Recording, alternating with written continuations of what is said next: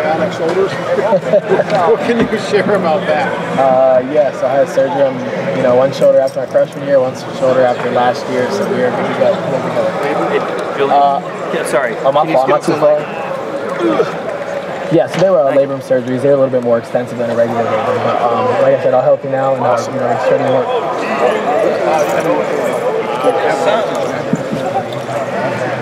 It's a great question. I'm not sure. I'm honestly not too sure. It's great right now. Just being able to get out there and continue to participate and feel good. So it's been a blessing so far. I'm just excited to continue to work.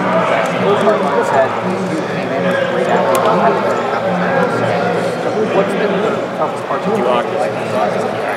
Definitely coming from a small town, small football town, and running the Delaware Wing T offensive one receiver on the field was definitely not ideal coming into college. So I'd say one of the hardest things my freshman year was just coming in and learning, signals for plays and things like that, alignments, work on the top end, which I never did a top end, the specific way that we do that. So it was definitely a big learning curve, but now I feel really comfortable doing everything. How has your leadership developed over time? Really this year's best.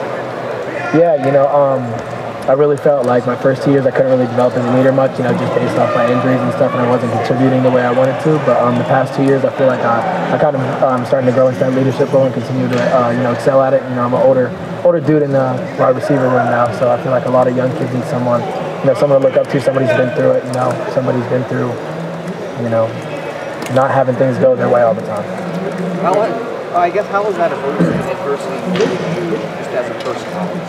Yeah, so there's obviously there's no growth without adversity. So just going through certain things, and like I said, having things not always go my way definitely has made me stronger as a person. I think stronger mentally, definitely. So I'm just excited to work. Just being number one.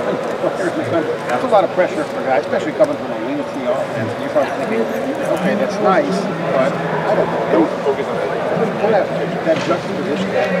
How did you kind of deal with that? Because you knew how large you were, but you also had to deal with the expectations. Yeah, sometimes you just have to kind of throw away people's expectations. I was the number one recruit according to a website. So, everybody expects different things. Some people expect a lot, some people didn't expect too much. But, it's always expected me to be myself and, constantly just improve in every aspect that I can. Julian, at what point this summer do you feel like you felt 100%? I felt like I was 100%, coming into really summer workouts. I forget when I had surgery, whatever it was. But the rehab was great. We have the best training staff in the country here, so they took it pretty easily. But when we had to ramp it up, we ramped it up, and it's been it's been a really good rehab. What did you focus on this offseason to prepare yourself to be a different receiver, a better receiver for the thing I've really been focused on is health. Just constantly taking care of my body the best that I can, coming in here, getting all the extra treatment, getting all the extra work that I possibly can to stay healthy and constantly be able to be available. Coach Har always talks about the best abilities being available, so that's really one of the things I've worked on the most. Julian, has this process with the quarterbacks allowed you to build the connection you need with both of these guys? You repeat that one? Has the process with the quarterbacks that's been playing out, has that allowed you to build the connection that you need with both of those guys, and how so? Yeah, I think so. Obviously, we have two really good quarterbacks. One came in from PA, one from Arizona, and I think they both excel. At pretty much everything. They're really good. CJ, he's hard to follow up, but I think they're both going to do really well. Does it feel different when either one of them is in the practice scenarios when you guys are scrimmaging, whatever? Is there a distinct difference between those two guys? I don't know. I honestly feel, like I said, I think they're both really good quarterbacks. They both excel at different things, and they honestly are both going to be first-round draft picks in the future if they continue to work the right way and continue to do everything the right way. So, great kids. I love them both. So we'll see what happens. Do you have a receiver room like you guys have with as many veterans that you have? What can a room like that do for a new quarterback, no matter who the quarterback is? Yeah, we always talk about, we got to make the difference. So if that's getting open a second earlier, if that's running your route a second faster, if that's making a 50-50 catch, a 50-50 catch should be 70-30 in our receiver room. So that's kind of how we look at everything.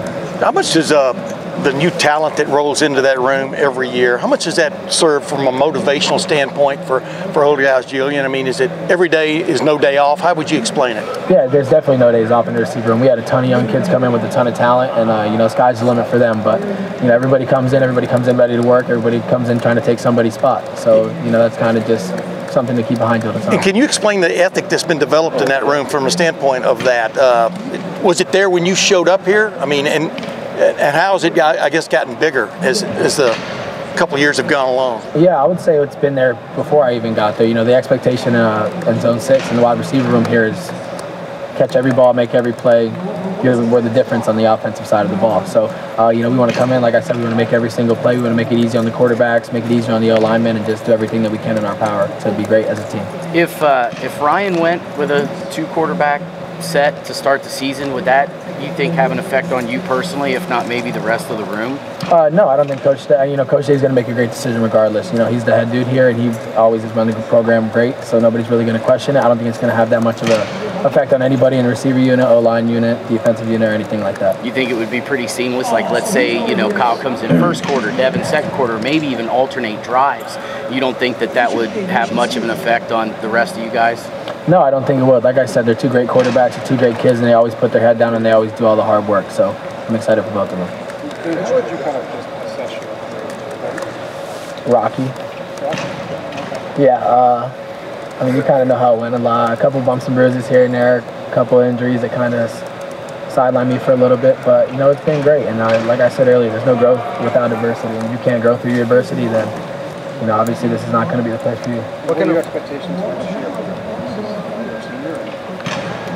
Right now the goal is on Indiana first game, so I don't really have any self-expectations right now. You know, I just want to win, and you know, I want the team to be everything that we work to be too. When you are healthy, when you're yourself, how would you describe what you do best as a receiver? I mean, I'm pretty big, I'm pretty physical, pretty fast. I don't know, I feel like I bring kind of different attributes depending, like I said, on my health. I guess you guys seen it.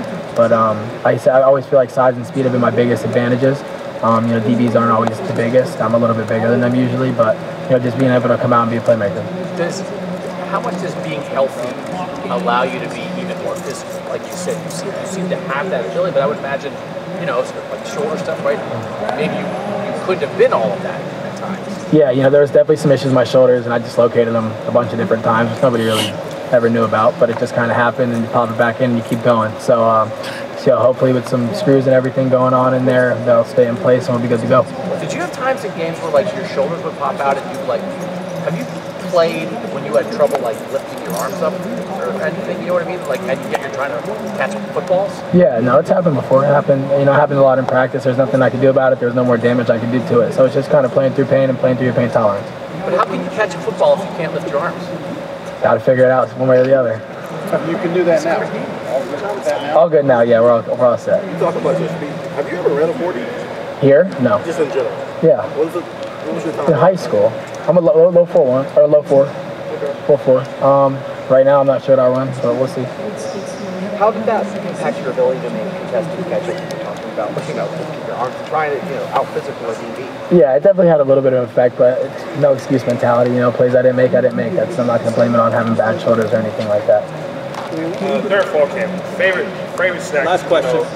It's tiring day. What's your go-to snack? My go-to snack? Yep. It is a chocolate chip muffin in the microwave with vanilla ice cream on it.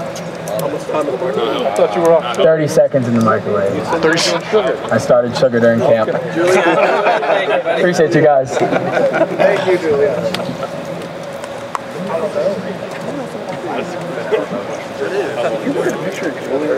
Very 30 seconds. Very hot. But that's the ice cream. That's true.